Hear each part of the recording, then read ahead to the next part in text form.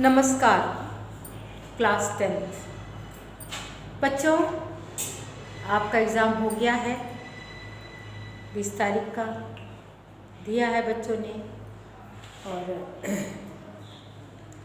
ठीक है, कुछ बच्चे नहीं देते हैं, वो कृपया ध्यान दें। बोर्ड एग्ज़ाम है, एक एक नंबर, एक एक टेस्ट आपका कीमती है। तो जो बच्चे पोस्ट मिड टर्म फर्स्ट नहीं दिए हैं वो पोस्ट मिड टर्म सेकंड ज़रूर दें। पोर्टफोलियो की जो नोटबुक है वो बना के रखें। जो भी लेसन आपके सिलेबस में है वो सभी लेसन जो है आप एक कॉपी में पतली नोटबुक बनाएं। उसमें पाठ का नाम, लेखक, कवि जो भी है वो लिख के उसका सार लिखना है, उसका प्रतिपाद्य लिखना है। ठीक है, तो ये चीज़ें आपको करनी है। संचयन पाठ जो पुस्तक है आपकी, पूरक पुस्तक संचय, उसमें मैंने पाठ 1 पढ़ा दिया था, हरिहर काका। उनके बारे में आप एक बार और समझ लें।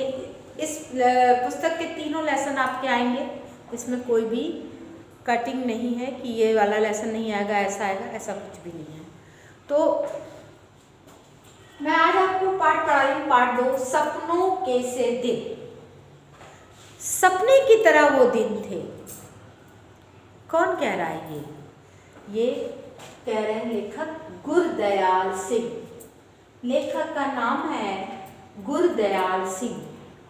कहते हैं कि बचपन की बातें, बचपन की यादें, बचपन के दिन इंसान भूलता नहीं है।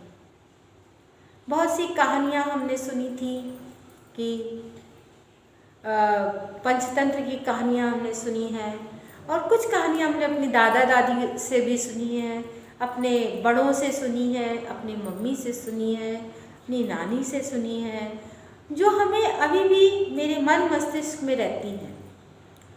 कई कहानियाँ पढ़ते थे, परियों की कहानियाँ। एक राजकुमार होता है, वो कैसे बाधाओं को पार करता हुआ राजकुमारी को पाने के लिए कोई मणि लेने जाता है, तो वहाँ पे रास्ते में कई राक्षस मिलते हैं। उसी तरह से भगवान रामचंद्र जी के बारे में पढ़ते हैं, उसी तरह से हम ईसा मसीह जी के बारे में पढ़ते हैं। 25 तारीख आ रही है, क्रिसमस डे आ रहा है। हमें हर त्योहारों के, हर धर्म के त्योहारों के बारे में पता होनी चाहिए, इंटरेस्ट लेना चाहिए, शौक़ रखना चाहिए कि हर धार्मिक त्योहारों में हम शामिल हों, चाहे हम किसी भी धर्म के हों। हमें सभी धर्मों का आदर करें, हम सभी धर्मों को मानें, सभी धर्मों के बारे में जानें। सभी धर्मों की अच्छाइयाँ ही अच्छाइयाँ हैं, और जो थोड़ी बहुत आपको लगती है उनको दूर करें और अच्छाइयों को ग्रहण करें, क्योंकि धर्म हमें अच्छी सीख देता है, धर्म हमें ईमानदारी सिखाता है, धर्म हमें दूसरों से मेल भाव रखना सिखाता है, धर्म हमें प्यार और मोहब्बत सिखाता है। वो हमें सीखना चाहिए। एक दूसरे को हम शुभकामना संदेश भेजें, शामिल हों। तो जो बचपन के दिन होते हैं, कई बार आपको याद होगा कि आप कहीं जाते थे, आप उनके यहाँ गए तो वो मुस्लिम भाई ने आपसे बड़े अच्छे से आपको सेवई खिलाई, तो वो चीज़ें भी आपको कई बार याद रहती। याद करिए, आज बैठ के याद करिए, जैसे गुरदयाल सिंह जी की तरह ये भी अपने बचपन की याद कर रहे हैं। ये भी अपने बचपन की याद कर रहे हैं। बचपन में कैसे खेलते थे, कैसे मज़े करते थे, कैसे दौड़ते थे, मिट्टी में लौटते थे, पानी में कूद जाते थे, फिर गीले होके निकलते थे और रेत में लौट जाते थे, जिससे पूरी रेत लग जाती थी। फिर पानी में कूदते थे, और तालाब में जहाँ भी होता पानी में रहना, घूमना। पढ़ने से बहुत डरते थे गुरदयाल सिंह जी। पढ़ाई उनको खौफ दिलाती थी, और जो कोई होमवर्क मिलता था वो नहीं करते थे।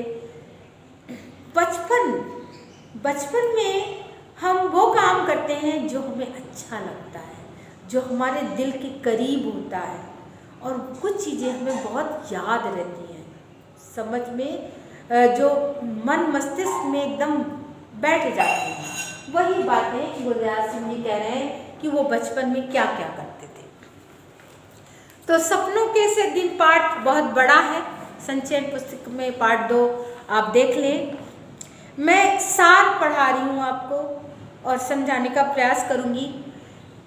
क्या हुआ, लेखक यानी कि गुरदयाल सिंह, लेखक यानी गुरदयाल सिंह, लेखक के साथ बचपन में खेलने वाले सभी बच्चे बिखरे बाल, नंगे पांव, पैरों में चप्पल नहीं, टूटे बटनों वाले कुर्ते पहने, गिरते पड़ते चोट खाते खेलते रहते थे।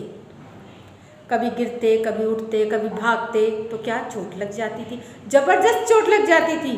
घर में आज चोट लग जाए तो हाय तौबा लोग मचा देते हैं, लेकिन पहले कितनी बड़ी से बड़ी चोट घर में छुपा जाते थे बच्चे, बताते नहीं थे। आज भी आप लोग भी करते हैं, ऐसी बात नहीं है, अभी भी शरारत करते हैं आप लोग। गिरते पड़ते चोट खाते खेलते रहते थे। कई बच्चों को खूब पिटाई पड़ती, फिर भी अगले दिन खेलते थे।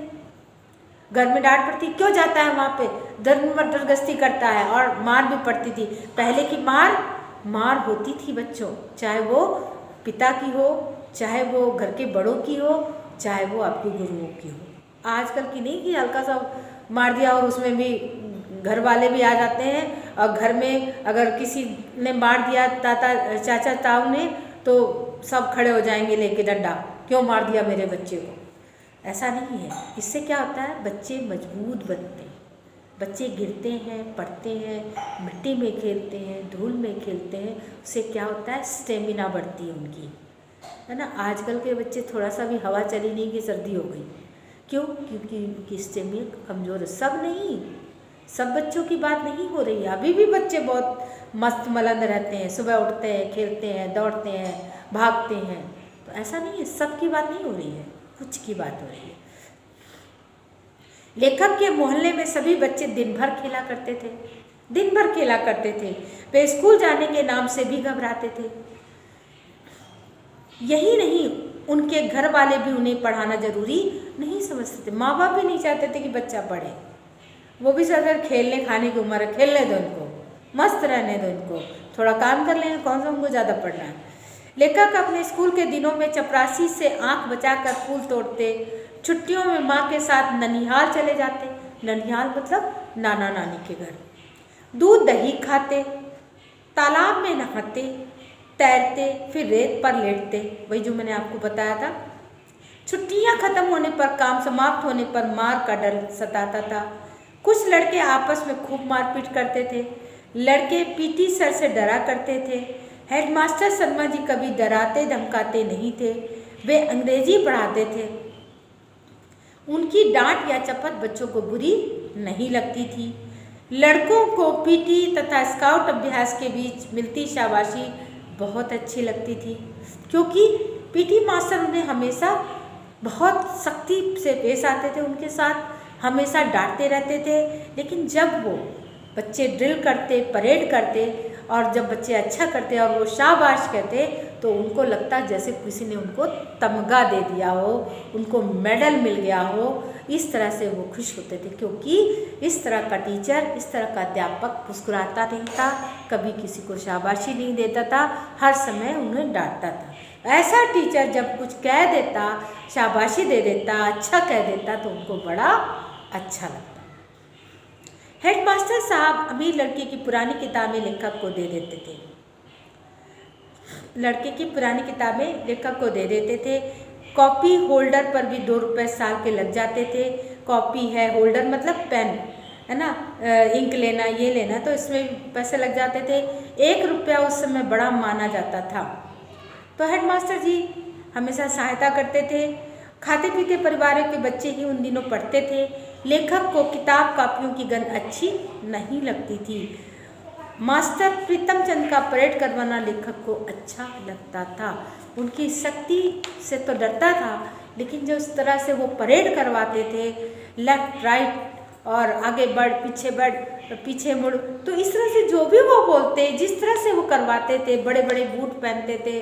उस समय लोग जो है सेना में जाना नहीं अच्छा समझते थे। देखिए इसमें लिखा है, दूसरे विश्व युद्ध के समय फौज में लोगों को भर्ती होने लगी। लेखक तो स्काउट की वर्दी पहनकर फौजी जैसा ही लगता। लड़के मास्टर प्रीतम चंद की मारपीट के कारण उनसे नफरत करते थे। वे चौथी में फारसी पढ़ाने गए तथा शब्द रूप न सुना पाने पर लड़कों की कड़ी सजा दी। तब हेडमास्टर साहब